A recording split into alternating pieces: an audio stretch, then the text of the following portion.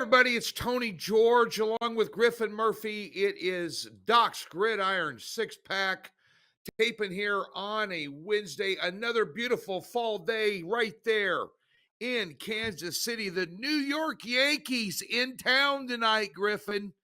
Ready to Yes, take sir. on my boys, taking on Lugo. It's going to be a good ball game tonight. Beautiful fall day. What a wonderful one.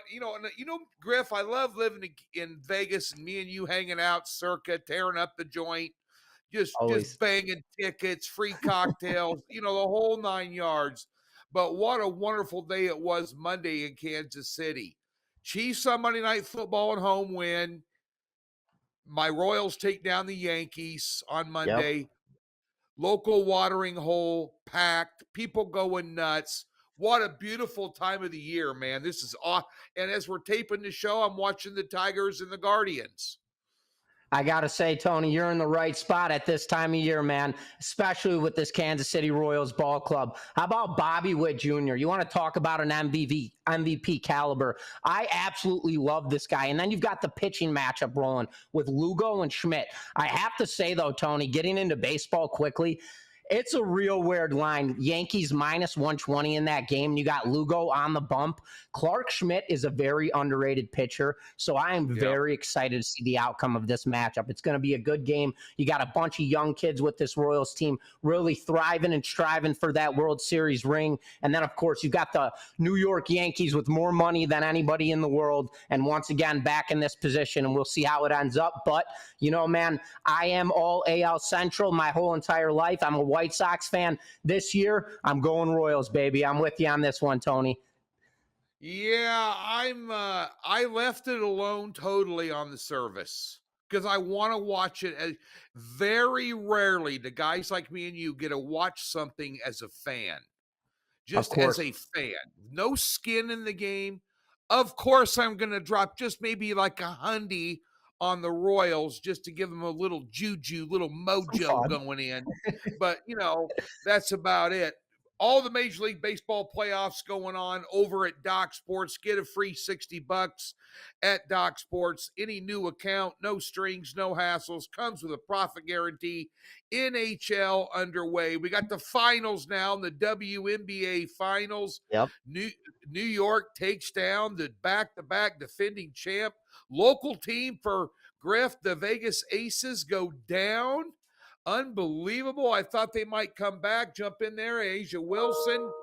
They got a bunch of studs there. So we got college basketball right around the corner, but we are knee-deep in football on the Doc's Gridiron six-pack show. 4-2 last week, Griff. A nice little bounce back. Yes, sir. Crazy Sunday in the NFL. We'll talk about it. Some interesting results. College football, a lot of huge matchups this week. We got the Red River War between Texas and Oklahoma. What the hell's Texas doing laying 14.5 in a rivalry game? I don't know. We're not going to address it here, but I don't know. We got the old matchup, Florida, Tennessee. It's just a glorious weekend for college football and a new rivalry beginning. These two, they would have liked to have met back in the Rose Bowl back in the day with the Pac-12 and the Big Ten. Penn State, and USC. Penn State 5.5-point favorites in this game, Griff. Total 50.5. Of course, USC. How do you lose to row the boat? Rowing the boat with PJ Fleck. Minnie rode the boat right by him and beat him 27-24 last week. And Penn State struggled. Now, I will say this about UCLA. They're better than their win-loss record shows. Yes. They really are. They got Bieniemy calling plays there. They're better than their record. They compete. But a 27-11 win over UCLA didn't impress a lot of people. I still think Penn State's a good football team. I'm not so sure about USC, so I'm interested to see what your take is on this one. Yeah, Tony, actually rolling into UCLA really quickly, I do want to say, I mean, man, they've had it cut out, probably the toughest situation in all of college football. I mean, they have to travel for every one of their games across the entire country, which couldn't make it any tougher on this team. And you're dead honest. I agree completely. They are a much better football team than what their record is showing for right now. But diving into this game right now, I want to talk about this Penn State club. 5-0 right now, undefeated under James Franklin. But I have to open up right here and saying this is not by any means the same Penn State team that we watched last season. They are not as good by any means. And I want to start with quarterback Drew Aller. I had much higher hopes for him coming into this season. Despite his right now, he's 70% on his pass completing rating, but he just doesn't look that comfortable in the pocket. He's got 9 touchdowns and 1 interception. The issue is for this kid, the deep ball. So this is where I get into this. Penn State, they're not thriving right now around Drew Aller at the quarterback spot. Where they're thriving is that offensive line and those 2 dual setbacks with Singleton and Allen. These two are loads. The team is full of weapons when it comes to the pass game, which is why Aller's numbers are as good as they are. USC, on the other hand, they have one major thing going for them in this matchup. That's Penn State having to travel all the way to LA to play this matchup. USC right now, they're 150th in the country right now when it comes to defending the rush. When you're dealing with a 1-2 punch like Singleton and Allen in the backfield, this is exactly how Penn State wins ball games, and it's how they've been winning ball games all season long. Aller is not impressing me. It is the rush game for Penn State that's dominant. USC, they've dealt with 3 big teams, 3 big-time schools this far this season. That's LSU, Michigan, and Wisconsin. We're aware USC could put points up on the board. They put up 82 points against these 3 teams alone. That's averaging 27 points per game, which in my eyes, that's exceptionally well. Penn State, they're holding teams right now to 11.4 points per game, but their toughest matchup on the season has been against Illinois, and we already saw that debacle. They're not anything special. They just had a very easy schedule going into their 4-0 matchup where they got beat outright. I see a very progressive rush game in this rush attack in this matchup with Penn State, which has been leading them all season to victory. So why not fix what's not broken? Or why fix what's not broken? This, in my eyes, is going to stabilize the clock very much so, which directs me to another low-scoring game. I see a tight ball game here, and that is why we have a current line with Penn State laying 5.5 points, because the books know it's going to be tight. It is going to be a tight game. I'm drilling the under here, Tony, at 50.5. I see it being a very low, tight scoring game. I could see somewhere around that 24-21 mark. Penn State can cover this game, but that would be a very soft lean for me. My play right here, Tony, would be drilling that under at 50.5 points here. As that's just where I'm sitting at with this one. Tony, what's up? Well, I'm taking exception with the fact that you said Illinois hadn't played anybody. Hell, they beat Nebraska and Lincoln. That's a humongous task. Going and beat my Huskers. Second halves? What do we know about second halves in Nebraska? I tell you what, I took Illinois against Penn State for a free play video and got eviscerated on YouTube. Just tell me how stupid I was, that I was an idiot, that I overrated that win over Nebraska. Just absolutely kicked me in the balls, the entire comment section. I couldn't even post some of them. And the entire universe took Penn State. Illinois covered. And Illinois had a chance actually to win that game. Illinois was a good fit. That was your Big Ten classic smash mouth football, run the ball, good defense type game. One thing I noticed about Penn State, they made Atwater look like an ass clown. I mean, and he's a good quarterback for Illinois. They get after the quarterback big time there, which I think is going to give USC some scoring problems. That was the biggest thing for me in that matchup, Tony, was that Outmire with Illinois at that quarterback spot. We've seen him from time to time be shaky. He went into that game with a dynamic statistic. I think he had 9 touchdowns, 1 pick, or 12 touchdowns, 2 picks. So I was expecting that debacle to come in. And that's where I kind of really set the tone. Hey, you know what? Penn State is Penn State. They're going to lock him down and show him what real football is. You're getting thrown into the Shark Tank here. But unfortunately, that game did not cover. But let's shift gears here, Tony, into the Big 12. So we've got Kansas State ranked 18th. They're heading into Colorado to play the Buffaloes. Kansas State is laying 4.5 points in this game with the total sitting at 56.5. Both teams right now, Tony, sitting at 4-1 on the year. Colorado, they're steamrolling right now. They've won 3 straight games, and they just trolled UCF on the road. Kansas State, they're coming into this game with rest advantage after not playing since September 28th, after they put an absolute beating on Oklahoma State in a 42-20 game, and that was rush game. Rush down your throat, and they did it, and they dominated. Tony, does the rest advantage impact this game, or is Colorado for real this season? How do you see Kansas State coming into this game? Is that an advantage? Do they come out and clean this game up? What are you looking at on this one? Well, first of all, I think the rest is good because they're playing in the altitude.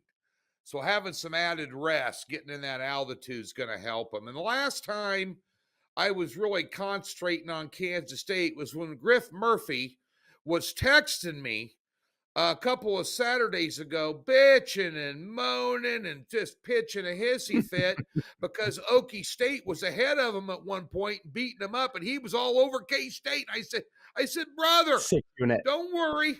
Oklahoma State will F it up, and K-State will do what K-State does.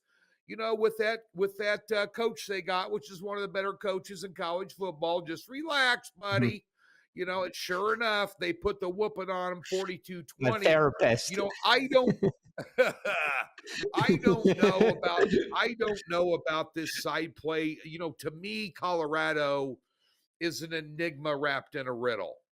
Right. They needed a Hail Mary basically to beat Baylor. And you saw how bad Baylor got it handed to them last week by Iowa State, who Iowa State maybe, and they got a game at, I think it's West Virginia this week, but Iowa State's making claim to being maybe the best team in the Big 12, and Kansas State's still in the running, even though they've got a loss. But then you think, well, Central Florida was supposed to be something and all this and that and the other, and Colorado goes down there and hands them a can of whoop ass. So then, so you just don't know what you're going to get with Colorado. But I do know one thing you're going to get. You're going to get some scoring in this game. This total's at 56.5. I don't like laying 4 on the road in conference play between 2 good teams. And I'm facetiously saying maybe Colorado's good. I know their quarterback's good. I know Hunter's good. He's probably the best all-around football player, especially going both ways in college football. The guy plays about 80 plays a game out there in the altitude and anywhere for that case.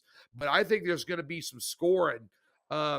K-State went on the road, gave up 27 at Tulane. They got their last time they played in the altitude, BYU. They got it handed to them 38-9 in that game. So they've given up 27 and 38 in two true road games this year. They can put up some points against this Colorado defense, no doubt about that. They're physical on the defensive front, so they're going to get after the passer, and that's the one thing about Colorado. They never establish a running game. They have no offensive line. They didn't. Right. All these portal players and these things that Neon Dion does, you ignored the fact that your offensive line was like Swiss cheese. It's got holes all over it. And that never was addressed from last year to this year. But I think this is going to be a shootout game. Over 56.5, K-State, Colorado, out there in the Pines, Rocky Mountain High for that game there. Now we're going to switch gears, and we're going to talk about Oregon State taking on Nevada. They opened up at 4. They went up to 4.5, total 48.5. I'm telling you, I'm still pissed at Oregon State. I don't even want to talk about this freaking game, dude. I had them last week against Colorado State for a 6-unit play. I think they won by 8 or 9 and were laying 11. They played like dog crap. Colorado Yep. State's not a good football team. And I'm a little bit pissed off about that. And then you got Nevada coming off a loss to San Jose State here. Yep. The Beavers look to be, at least on paper, the better team. What do you think about this one, Griff? I mean, Tony, Oregon State, they've been battle tested one time all season long, and that was against Oregon at home, and they got completely wrecked 49-14. I've got to say, this line is very weird for me. Currently sitting at 3.5.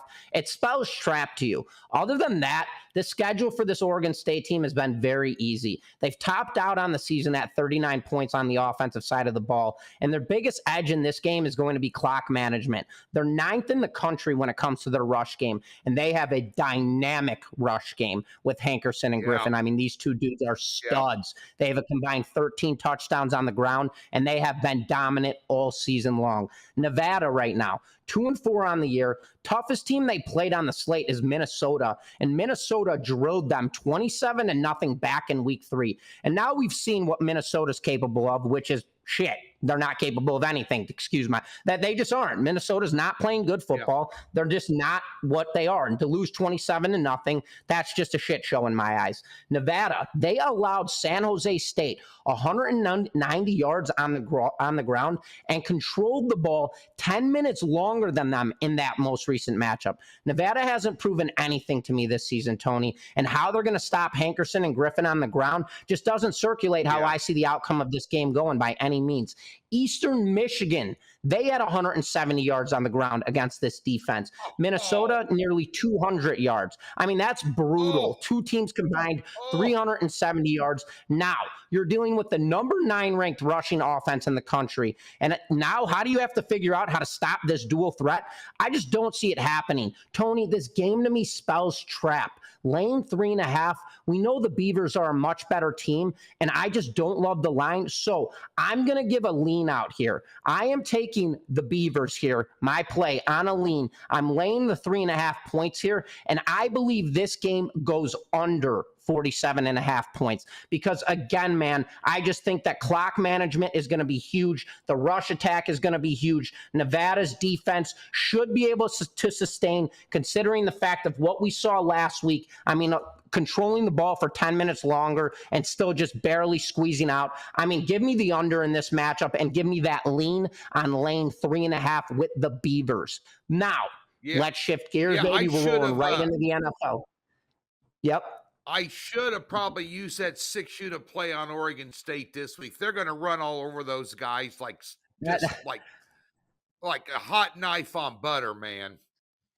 I can't figure it out. It sounds too easy, and when it sounds too easy, there's a mismatch. There's something off. Yeah. So lay the 3.5. They should drill them. They're a much better team, and this is something that Nevada is just not used to seeing. That this is going to be a completely different offense, but.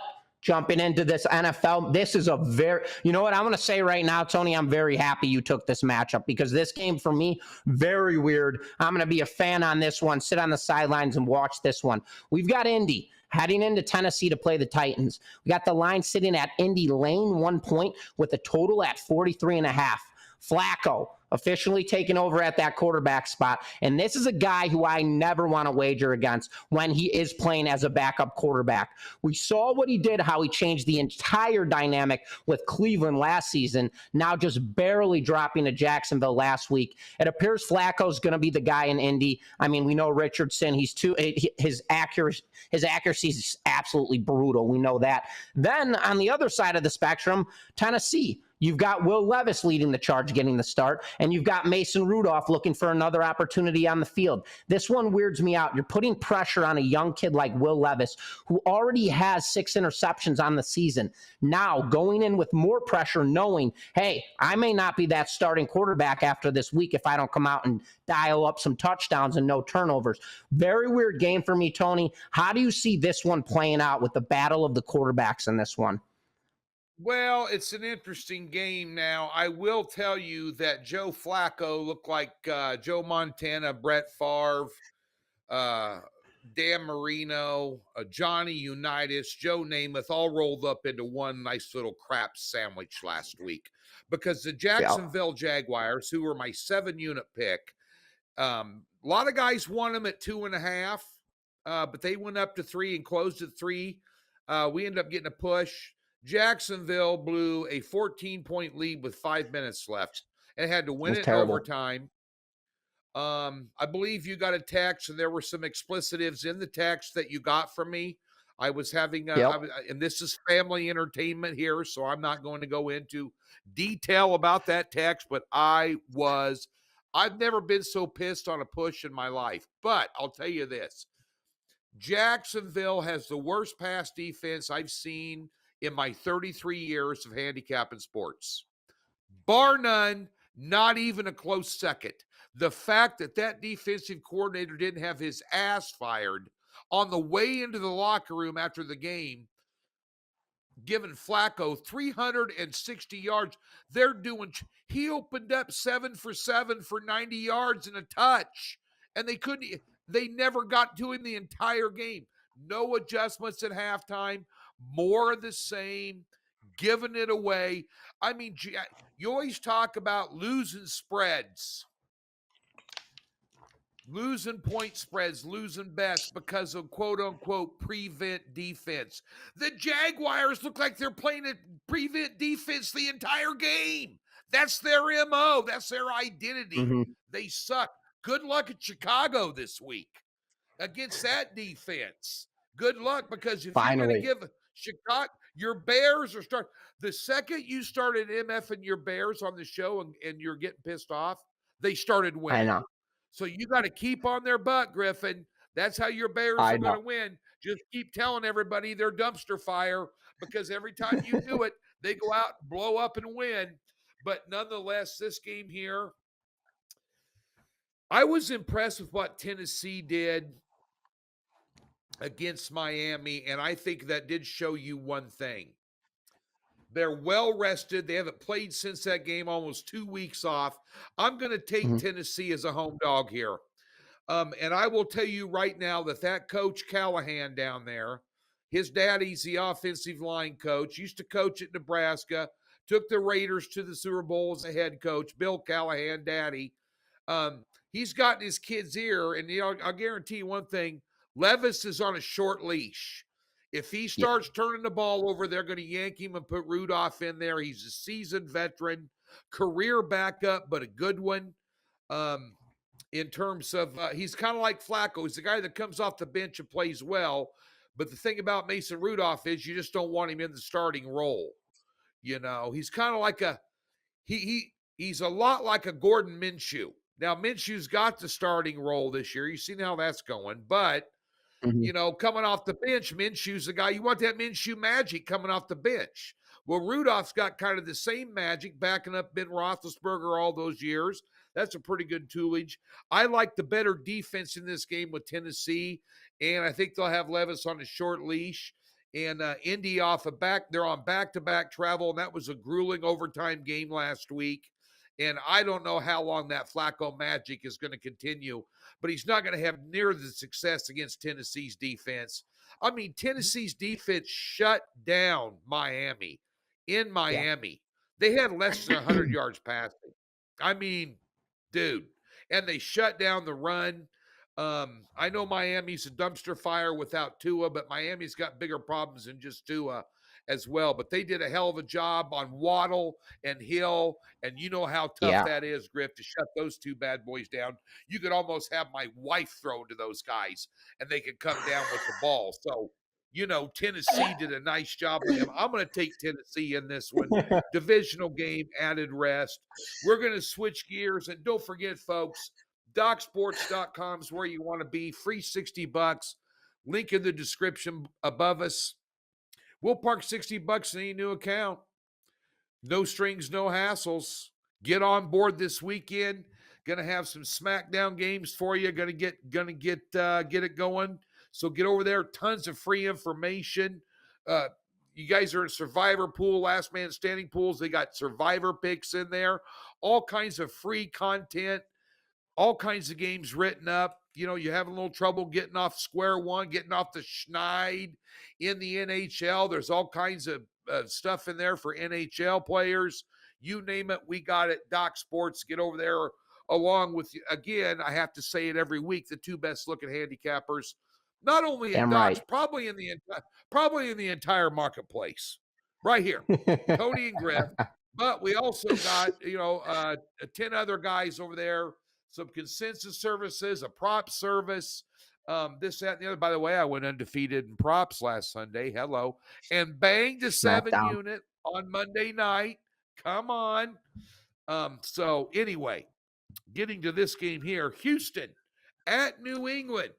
Whispers of Drake May being sprinkled amongst, if Adam Schefter's starting to talk about it, one thing about Schefter, rumor's just a premature fact. So anyway, they're talking about Drake May. They lose to the Tualus Dolphins last week at home with Huntley. I don't know what. We kind of expected this out of New England, so nothing surprises me really with them. Sure.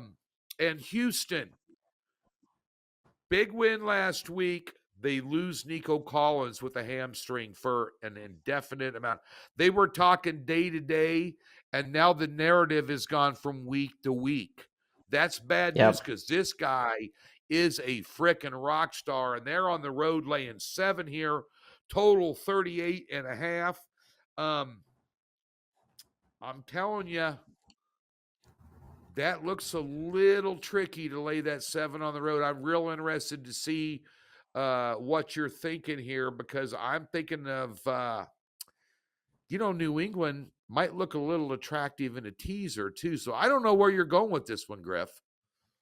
Well, Tony, I'm going to tell you right now, we're going to be on the other sides with this one, brother, because I think this is a layup type of game. Drake May getting his first start. We already saw what he did in his one start of the season. Not even, he came into the game and looked like he had never seen a football before in his entire life. It was full-blown embarrassment. Oh my goodness, guy was getting knocked over. That's because Matt Brown was his college football coach, the worst coach in college. That's why, of course. Give the kid a break. Well, now he's in the NFL, Tony, and you know what? He's coming in hot. He's got Houston he's got to deal with. So you know what? And D'Amico Ryans, come on, give me a break. So already with Drake May, this guy's already a form of a liability. We've seen what he did in college football, which was immaculate. We did. But this is the NFL. We saw he's 4 for 8 this season on completion rating, I believe, from what I saw. And when I watched him play, I said, has this guy ever even played football before? I still think Jacoby Brissett should be the guy throwing, but it seems as if New England is kind of throwing the towel in a sense, not necessarily, but they need an option. They got to do something on the offensive side because they can't score points.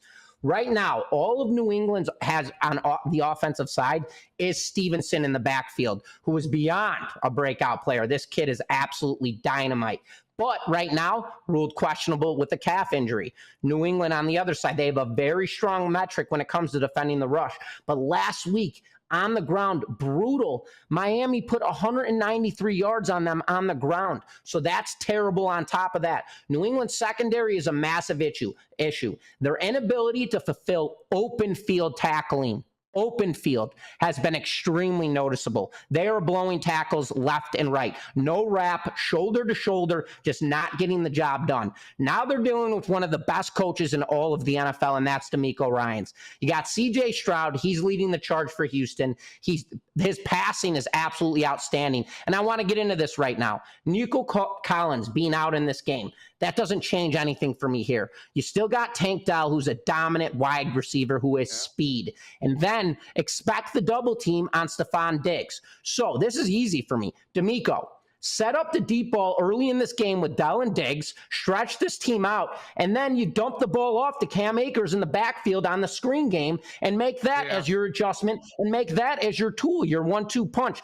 That is easy. You can stretch this defense out so easily by starting the game on the deep ball and then just dumping the ball off to Cam Akers on the side on that quick screen. So, Tony, this is an easy one for me. Cam Akers is a very good dual setback. He's a good receiving running back. He's also a good rushing running back. So give me Houston here. I'm laying the 7 points, and I also love that under 38.5 points here. New England, they have too many liabilities on the offensive side. Their secondary could be a huge issue in this matchup. You got Drake May getting one of his first start in the NFL, and then you've got Stevenson in the backfield, who's your only good offensive player, to be honest with you, and he's going into this game hurt. So I see this game as being a complete blowout on Houston's side. So give me Houston here, lay the 7 points, and then the under at 38.5. Tony?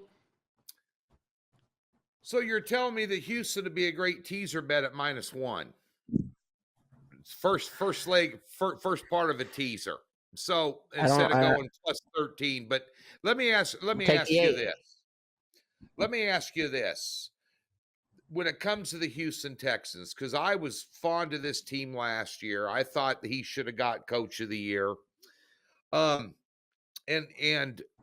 I'm asking you, sure, with Joe Mixon and Nico Collins healthy, do you think this is an elite team in the NFL? They are elite, but they are not as elite as they were last season. There are a lot of mismatches, especially on the defensive side. And on top of that, I think everybody got a little too high hopes on CJ Stroud. I still think Stroud is a very good quarterback, but from what he's put out this season, I don't think he's as dominant as everybody had expected. Now, having said that, this is his second year in the NFL. So in due time, is he only going to progress? Absolutely. Despite just fading away from the injuries, yes, he's going to grow. But is Houston a Super Bowl caliber team, Tony? Absolutely not. Playoffs? Yes, I believe they are absolutely a playoff caliber team who play very good football in the playoffs. But when it comes to Super Bowl, when you want to get down and dirty with it, I just don't see the Houston Texans being that same team as they were last year. Last year, they came off as steam. Nobody expected anything out of them. Nobody knew what to take out of it. DeMeco Ryans showed his capabilities as head coach, and CJ Stroud blew the world's head off with how well he played. So with that being said, Mixon and Collins both in the lineup with all of the confluences that I just threw in, I think they're a very solid team, just right under that elite catapult. So that's where I'm sitting with them, Tony. And now I want to roll this into my favorite segment of the show, Tony. Last but not least, who we rocking with on the Tony Teaser of the Week? The Washington Redskins continue to pummel people. Dude. That's right. I said Redskins, folks, not Commanders. I'm old school. That's right. I'm old school. But if to be politically correct for any Karens out there watching, I'll call them the Commanders. The Commanders taking on the Ravens, getting 6.5. This is attractive without adding points to me, especially with the Ravens coming off just a knockdown drag out with Cincinnati. Overtime game, thriller. And the thing that's going to keep Washington in this, because Washington can't stop anybody running the ball. Hello, Derrick Henry. Hello, welcome. All 6 foot, whatever it is of you, and a guy might as well be 7 foot tall and 400 pounds because nobody can bring him down. I mean, he's an unbelievable running back. Obviously, Jackson could take off and run at any point in time, but it is the Ravens' defense that is a concern. They're going to be able to get their points in this game. In other words, they're going to be able to counterpunch in this game. And this team is gaining more and more confidence. Now, we still have a rookie quarterback, so I'm not getting overly excited, about Washington getting in the playoffs and making noise, but they're improving. They're doing a great job with this kid. They've got him surrounded with good players. They got some playmakers on there, but I'm going to take Washington, add the 6, get them to plus 12.5.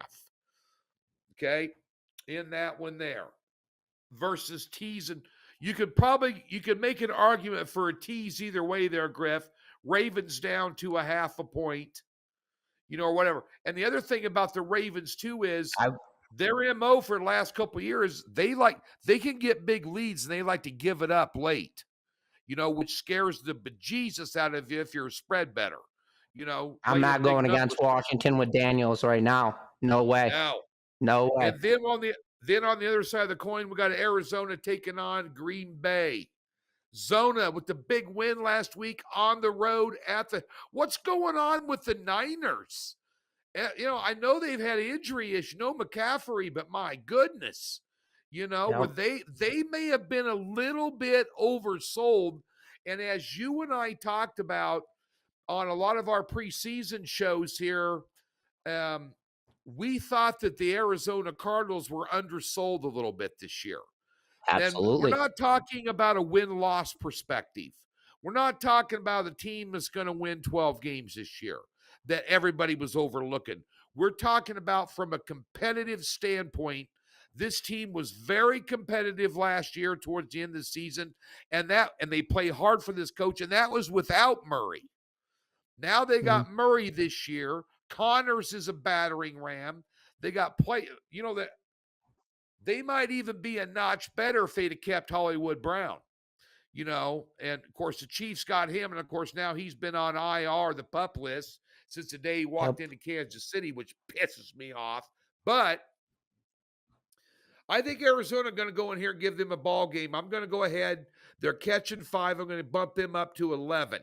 Arizona's been sniffed. They've been blown out one game this year. Other than that, though, they've given everybody all they want, and then some and upset some people. So I'm going to take the plus 11. That doesn't hurt your feelings. You're a Bears boy. You hate the Packers. So you're hoping Zona goes in there and pulls off another miracle, with Green Bay, who keep looks us rolling. Yeah. Green Bay, they're getting it together a little bit. Zona's one of those teams that just doesn't go away quietly in the night. They're just pesky. There's always teams like that are just pesky. Now, they're not going to win 10 games this year, but they're pesky. And if you don't bring your A game, they'll beat you. Bottom line. Agreed. Get me all choked up on that. Ladies and gentlemen, Doc Sports is where you need to be. This week, we're going to have a 7-unit play, I believe, in college football and a 6-unit play in the NFL. I haven't lost a top play in the NFL. Boom, by the way. There goes the Detroit Tigers with another run. There, we got them early here on Wednesday. Oh, it's beautiful doing a show. I'm paying attention to the show. I got to get my game on here, man. Yeah, man. But, Cleveland couldn't hit a bull in the ass, a handful of rocks, man. No, and they're doing a bullpen pitching. They went to the bullpen today to do starters. Anyway, bottom line, Doc Sports. I'm going to have a top play in college, a top play in the NFL. I'm leaving that Monday night game alone. What are you going to do on Monday night, Griff? Because here's the deal. Sahala got his ass fired. They got Hackett in there. Hackett got ran out of Denver on a rail car. They tried to get him on a bullet train to get him out of town so fast. He couldn't call a game to save his life. He's not calling good plays there. We talked about this last week when I gave you Minnesota for free on the show. I said, hey, man, the Jets are a facade. They have no offensive chemistry, and now Rodgers is banged up. Rodgers is not a people person, Not at all. I don't think he has a locker room. I don't think they have a vertical game. And again, we're throwing to the running backs out of the backfield, and that's it. That's our game plan. Where's the tight end? We saw him. They must have watched our show last week because they threw to him like 3 times last week. So Rodgers was a guy. After he does the Pat McAfee show, he tunes into our show. But bottom line is, and then you got Buffalo looking like a dog turd in a cantaloupe patch last week. And it's interesting with Josh Allen there, Griff, because Allen goes from playing one of the best games of his career the previous game to going down to Houston and playing one of the worst games of his entire career. So you don't know what you're going to get with either one of these teams on Monday night. Just a side note. Yep. Yeah, absolutely, Tony. It's nothing more to me than a liability. And on top of that, it's Monday Night Football. It's something I want nothing to deal with. Aaron Rodgers again, and if you haven't been watching, Devontae Adams just completely flipping out. I only want to catch for Rodgers. I only want to catch for Rodgers. What the hell do you want to catch for Rodgers for? He can't complete a pass to Garrett Wilson. And I know they have their hit-y-miss. They don't get along, whatever the circumstances in. Aaron Rodgers is no longer in a Green Bay Packers uniform. And that's what everybody everybody needs to understand. He's missing his passes. He's overthrowing. He's underthrowing. He's getting in his own head. When do you ever see Aaron Rodgers put a towel over his head during the game and lay backwards like this? Never. I've never seen it in my entire life. He's clearly not happy with the circumstances. That game to me, Tony, complete wash. I don't want anything to do with it. I will be enjoying myself on Monday night, probably having a nice tequila orange juice as a fan watching that ball game because I want absolutely nothing to do with it. Yeah, there won't be any plays for me. There'll be some props. Always. And that's the nice thing about having prop cards. Now I'm hot in props. Be looking for those props this weekend, folks. Went 3-0 on Monday night for plus 900. Prop cards are $25 freaking dollars. Griff and I can't order 2 drinks at the Circa Long Bar for 25. Of course, Can't Griff order likes one. to get, well, Griff, that's because Griff's always ordering triples with that tequila. So that guy, he likes to rack it up a little bit. But he gets all those comp tickets from the sports book. We get a free drink ticket. So nonetheless, get over to Doc's. I'm gonna have a top play Saturday, Sunday. I did not have a good weekend. I had a down weekend. I'm going to kick some butt this weekend. Get over to Doc's. Griff, what do you got going on? So, yeah, Tony, I am still dice rolling when it comes to my selections across football. I have to say, I want to say on the season, I'm 23-11, 24-11, something along those lines. NFL, I'm 14-4. I'm coming off a 7-unit best bet winner. I actually had the Dolphins. That was my 7-unit pick. I had them at +1, ended up cashing that, and I actually wagered them heavy. I was sweating.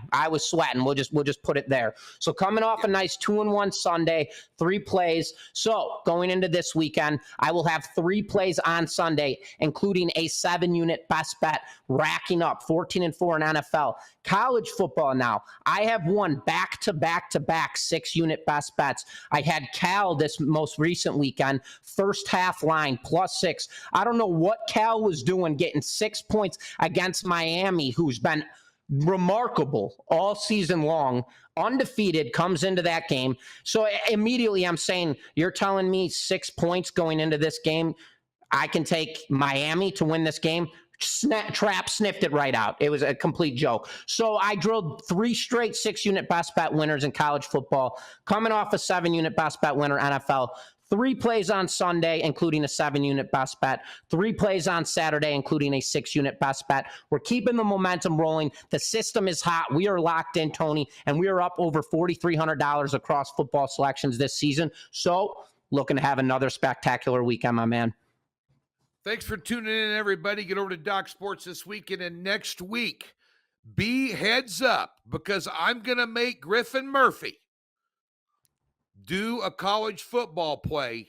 He's going to preview Nebraska off the bye week headed to Indiana. It's going to be on the show. We're going to do this. Do it next week. I probably know which way it's going to go, and it's going to be a steak and a beer bet. By the way, go Royals. Hey, give us a chance. We got no payroll. We don't have the biggest payroll. Come on, give us some love here in KC. I know y'all hate the Chiefs. We just keep winning despite ourselves. Sorry about your luck. Thanks for tuning in to Doc Sports. Go check out Griff and I this weekend.